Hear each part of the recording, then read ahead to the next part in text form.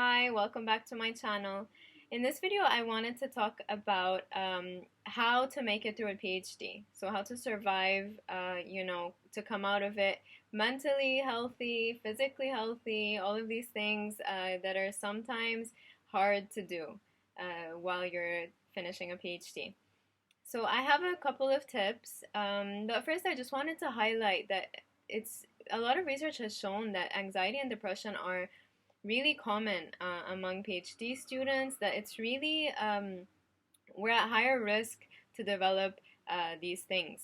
So I think it's really important that we kind of talk about it, that people are aware of it, because the more you talk about it, the more you kind of feel like you're not alone, that this is a normal part of the process. It shouldn't really be a normal part, but at least when you don't feel alone, then it's much easier. It just automatically makes it easier. So the first thing I wanted to talk about, one of my number one tips, I think, and I learned this late during my PhD, and it's that you should really maintain boundaries. So this is number one.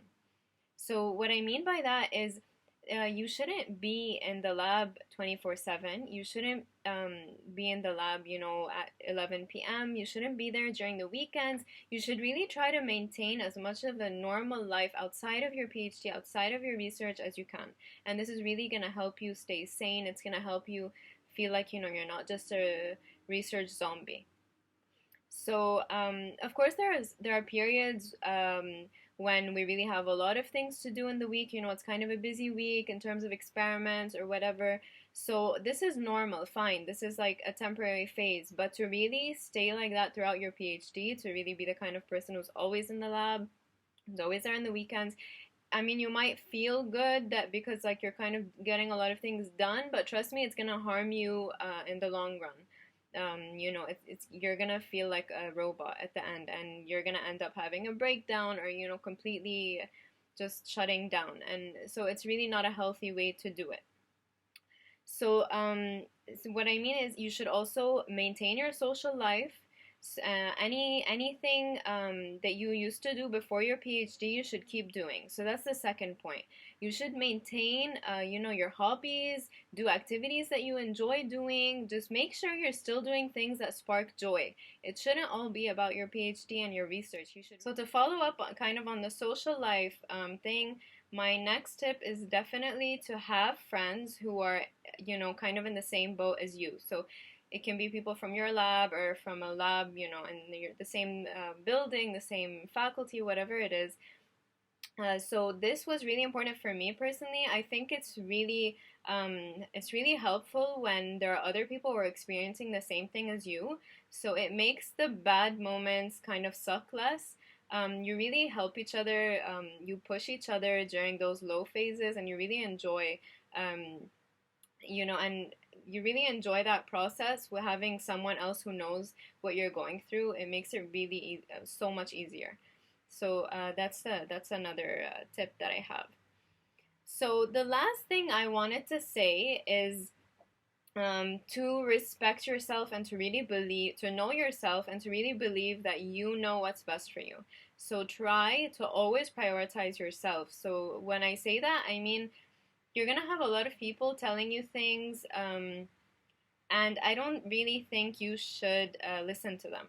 So, not in all cases, but in the case of really trusting yourself and your instinct, your mind, your body, all of these things. So, to talk specifically, we all have phases where we kind of are really motivated, and then suddenly, we're really demotivated. We have low energy. We're kind of feeling down or even depressed. So this is normal, and we all have different rhythms. So let's say if you have a high couple of months where you're really you're really pushing to the max, you're working really hard, you're generating a lot of data, and then you pass through like maybe a week or 10 days where you're really not in the mood at all. Listen to yourself, seriously, like take a break, take a breather, it's okay. Your advisor should understand, your PI should really be considerate of that, especially if you've been working really hard in the few months before that. So take a break when you need to take a break. So this is one point I really want to get across. I hate the glorification of overworking in academia and research and the science world. I don't think it should happen. You're gonna hear a lot of people who tell you like, yeah, you shouldn't, you should be overworked, you shouldn't sleep, you shouldn't eat, you should be in the lab all the time. This is also a part of maintaining boundaries.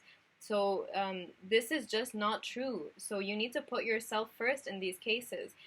You can finish your PhD, you can have a very successful research career and all of these things without literally dying to do it. So this is another thing I realized a little bit late.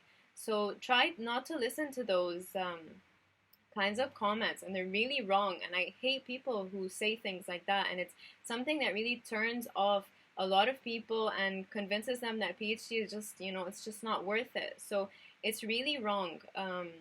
It shouldn't be glorified. The only thing you're gonna get to is complete burnout, exhaustion, a mental breakdown.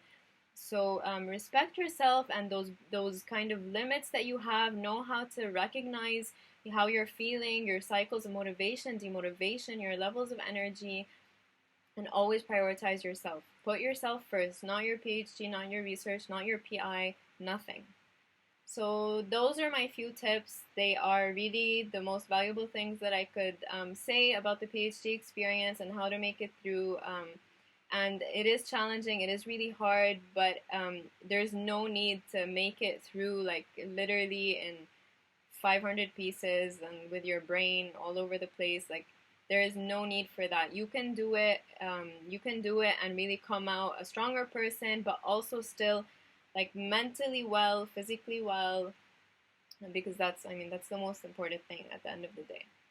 So if you have any questions or comments, you can leave them below. I would love to read them and I'll get back to you for sure. And thank you for watching.